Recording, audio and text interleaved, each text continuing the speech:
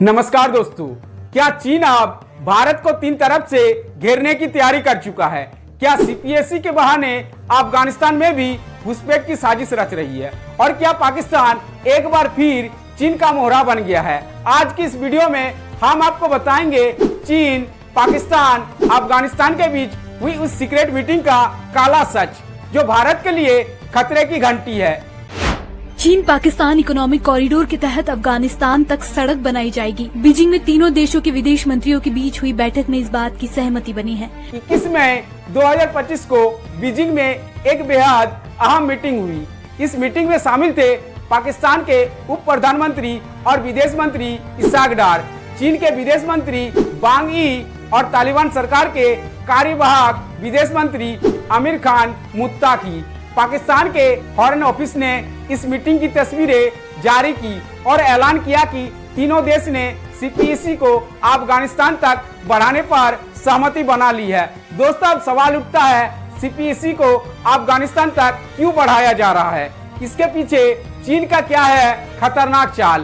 पहले समझते हैं सीपीईसी क्या है। सीपीईसी का फुल फॉर्म है China Pakistan economic corridor. CPEC चीन के राष्ट्रपति शी जिनपिंग की महत्वाकांक्षी योजना का हिस्सा है। साल 2013 में शुरू हुआ यह प्रोजेक्ट करीब $60 बिलियन का है। इसका रास्ता झिंगजियान चीन से लेकर ग्वादर पोर्ट पाकिस्तान तक है। चीन यहाँ सड़कें, रेलवे लाइन, पावर प्लांट और पोर्ट बना रहा है। अब इस कॉरिडोर को अफगानिस्तान तक बढ़ाने की योजना है। इसका मतलब है चीन अब अफगानिस्तान में भी निवेश और इंफ्रास्ट्रक्चर प्रोजेक्ट शुरू करेगा। ये सिर्फ एक इकोनॉमिक प्लान नहीं है, ये चीन का अगला कदम है भारत को तीन तरफ से घेरने की योजना।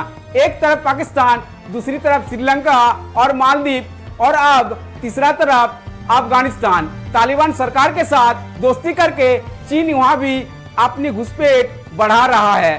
अब बात आती है अफगानिस्तान में सीपीईसी प्रोजेक्ट कहां जाएगा। अभी इस पर खुलासा नहीं हुआ है, लेकिन चीन की नजर है अफगानिस्तान की मिनरल जमीन पर और वहां के स्ट्रेटेजिक लोकेशन पर, क्योंकि अफगानिस्तान से होकर मध्य एशिया, ईरान और आगे मिडिल ईस्ट तक रास्ता बन सकता है। यानी चीन सीधे अरब सागर से खाड़ी देशों तक कनेक्ट हो जाएगा और ये भारत के लिए बड़ी चुनौती है। अब बात करते हैं चीन को सीपीईसी प्रोजेक्ट से क्या फायदा मिलेगा। क्रूड ऑयल की डिलीवरी फास्ट होगी। अभी चीन को कच्चा तेल के लिए 16,000 किलोमीटर का सफर तय करना पड़ता है, लेकिन सीपीईसी प्रोजेक्ट से यह दूरी घटकर केवल 5,000 किलोमीटर रह जाएगा। चीन अरब सागर तक सीधी पहुंच बनाएगा, मिडिल ईस्ट के देशों तक सड़क से जुड़ेगा।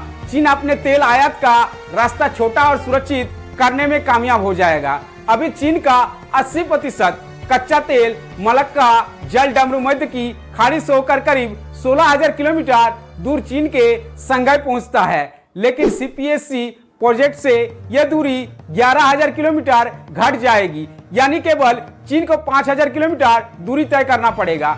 चीन के अधिकांश ऊर्जा आपूर्ति मलक्का जल डमरू मध्य से होकर गुजरती है, लेकिन अब सीपीएसी के माध्यम से चीन को ग्वादर पोर्ट से सीधे पश्चिमी चीन तक ऊर्जा आपूर्ति का एक सुरक्षा मार्ग मिल जाएगा। सीपीएसी के तहत सड़कें, रेलवे और ऊर्जा परियोजनाएं पश्चिमी चीन के झिंगजियांग प्रांत को पाकिस्तान और अब अफगानिस्तान से जोड़ती है। इससे झिंगजियांग में निवेश और आर्थिक गतिविधियों को बढ़ावा मिलेगा। ग्वादर पोर्ट जो अरब सागर पर स्थित है, चीन के मध्य पूर्व, अफ्रीका और यूरोप के बाजारों तक पहुंच प्रदान करता है। यह पोर्ट चीन के लिए एक समुद्री प्रवेश द्वार बन जाएगा। सीपीएसी के विस्तार से चीन को पाकिस्तान और अफगानिस्तान में राजनीतिक और आर्थिक प्रभाव बढ़ाने का अवसर मिलेगा। चीन सीपीएसी प्रोजेक्ट से गदर पोर्ट को फुल कंट्रोल में लाएगा, जहां पर चीन नेवल बेस बना सकता है। मिडिल ईस्ट के देशों तक कनेक्टिविटी से उसका कारोबार और दबदबा बढ़ेगा। चीन का भारत को स्ट्रेटेजिक रूप से चारों ओर से घेरने की कोशिश पूरी होगी। अब समझते हैं भारत इस प्रोजेक्ट को विरोध क्यों कर रहा है।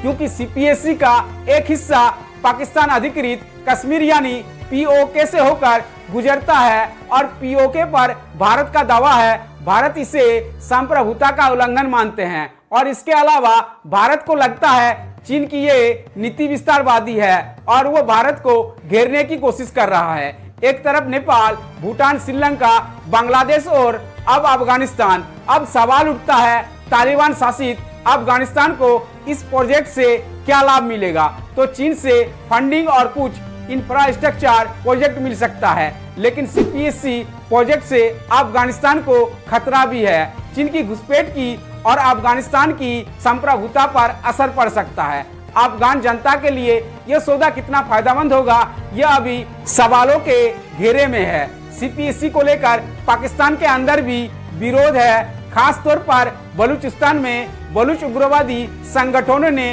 चीनी नागरिकों को बार बार निशाना बनाया है, क्योंकि उन्हें लगता है चीनी कंपनियां उनके संसाधनों को लूट रही है, स्थानीय लोगों का रोजगार छीन रही है और वहां की जमीन पर कब्जा कर रही है। बलूचिस्तान में लोग कहते हैं ग्वादर हमारा है, चीन का नहीं। चीन सिर्फ एक इकोनॉमिक कॉरिडोर नहीं बना रहा है, वो बना रहा है भू राजनीतिक दबदबा, नेवल बेस और राजनीतिक मोर्चा। ग्वादर पोर्ट पर उनका कंट्रोल और अफगानिस्तान में घुसपैठ, पूरे एशिया में उसका दबदबा बढ़ रहा है। क्या ये ड्रैगन की चाल है जो धीरे धीरे सबको अपनी गिरफ्त में ले रही है? अब भारत के लिए वक्त है गंभीर सोच विचार करने का, कूटनीतिक दबाव बनाने की, मध्य एशिया से अपनी रिश्ते मजबूत करने की और अंतर्राष्ट्रीय मंचों पर चीन की चालों को उजागर करने की। भारत को ये दिखाना होगा कि एशिया में सिर्फ चीन ही विकल्प नहीं है। दोस्तों, चीन, पाकिस्तान और अफगानिस्तान, इन 3 देशों की चाल में सबसे बड़ा मोहरा कौन है? क्या CPSC अब चीन के लिए वरदान साबित होगा या संकट का कारण? और भारत क्या इस पूरे खेल को समझ पा रहा है? आपकी क्या राय है? कमेंट में जरूर बताइए। तब तक के लिए जय हिंद, वंदे मातरम दोस्तों।